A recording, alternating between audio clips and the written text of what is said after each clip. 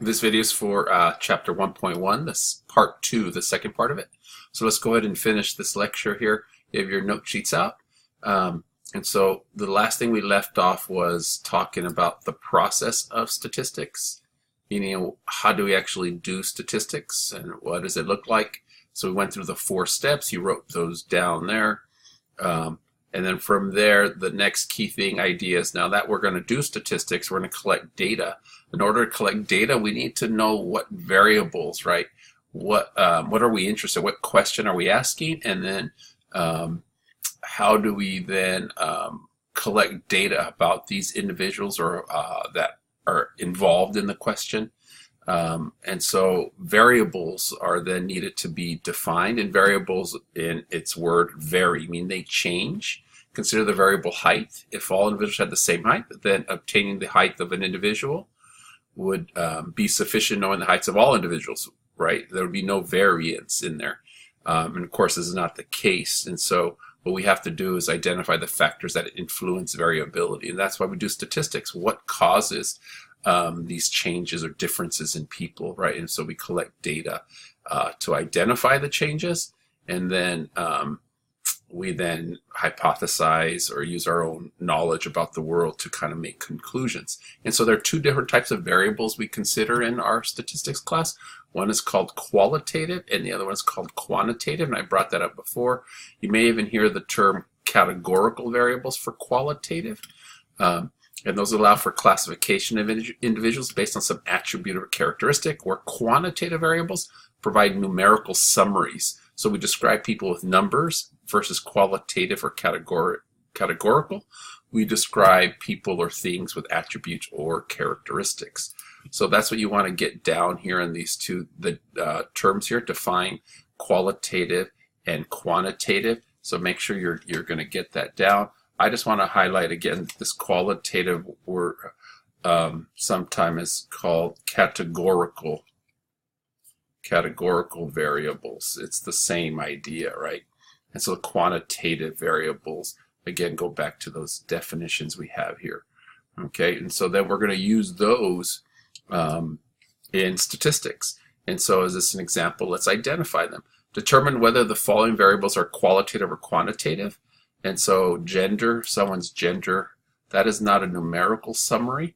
This would be what we call qualitative,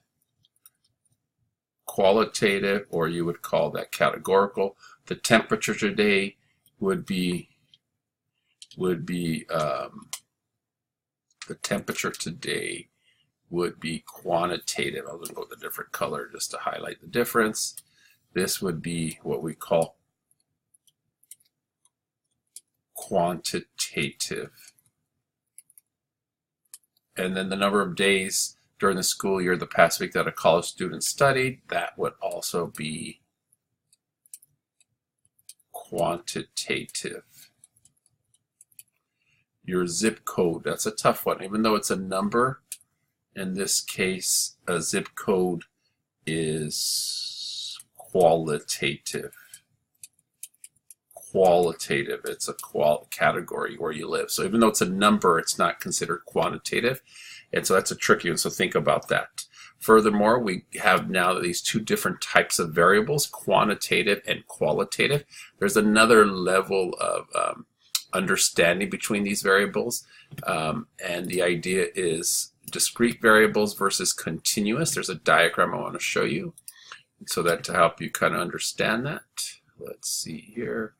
Right here. So here are the definitions, and here's the diagram that I want you to copy down into your notes here. A discrete variable is a quantitative variable that has either a finite number of possible values or a countable number of possible values. Okay, and so when a variable takes on a value, sometimes there's a limited amount of values a variable can take. So for example, many times shoe size is a good discrete variable because they're either in halves or whole numbers. I'm a size 5, a 6, 6.5, 7.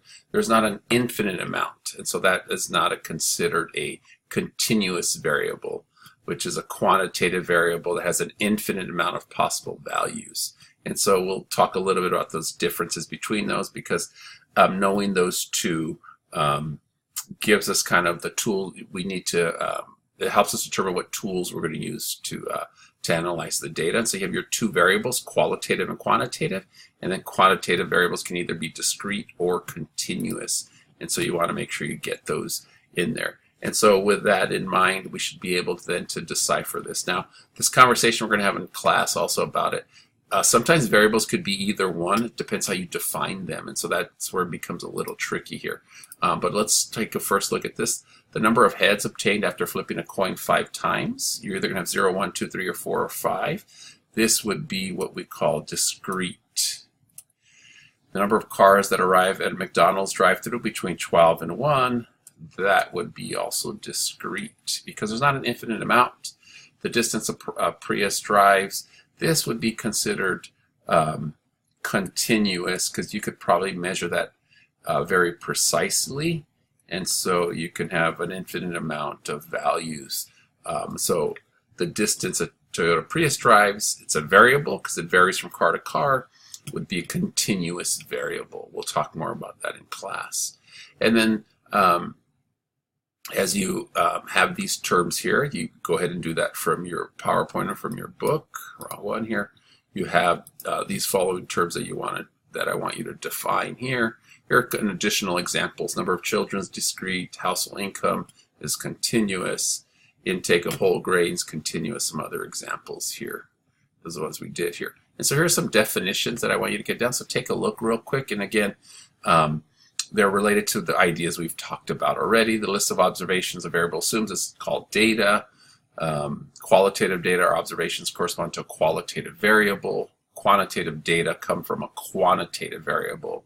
And then you have discrete data and continuous data. So you can get those definitions down.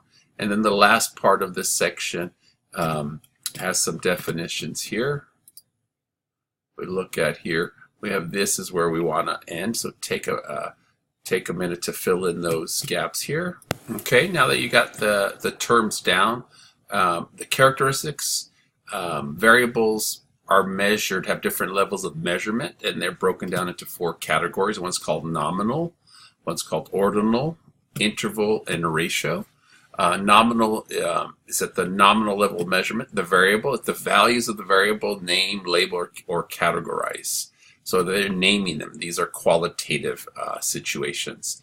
In addition, the naming scheme does not allow for the values of the variable to be arranged in order. There's no order. What's your favorite color is an example of a nominal level measurement, how they're measured. Ordinal, it's the same as a nominal. It's a category, but there is some order to it. What position did you fit? First, second, third, fourth, fifth. Those are ordinal levels. What grade did you get? A, B, C, D, F. Those are categories. There are nominal level of measurement, and but there's order to it. Where you have an interval level measurement, it has properties of ordinal level measurement, but the difference is again that the difference in the values of variable have meaning. A value of 0 in the interval level measurement does not mean the absence of quantity. Arithmetic operations such as addition and subtract can be performed on the values of the variable. So in this case, we're looking at where the values this time, a variable is measured at the interval level, right? If the values that you collect, the data you collect, you can do addition and subtraction on it.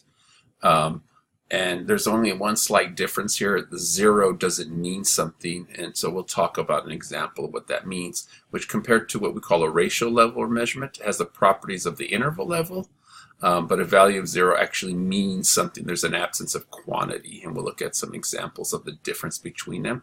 But we're looking at quantitative variables here at interval and ratio. Nominal and ordinal, we're looking at what we call categorical. And so you want to make note of that. These are what we call qualitative.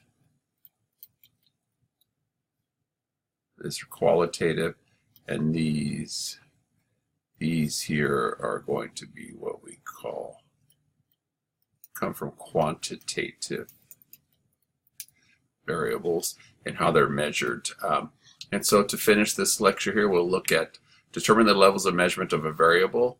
For each of these variables, determine the level. Gender has no order, males or female. This is going to be what we call nominal. Since there's no order, this categorical, but male or female does not have an order of ranking. And then temperature. Temperature is actually kind of a tricky one. This one we would call interval. Interval. Because it's quantitative. You have 10 degrees, 12 degrees, 15 degrees. A value of the zero interval does not mean absence of quantity, though. So 0 degrees does not mean there's no temperature, it just means it's cold. 0 doesn't mean nothing, so it's just a way of measuring coldness. Number of days in the past week that a college student studied, this would be ratio, because 0 does mean absence of quantity. There is nothing there.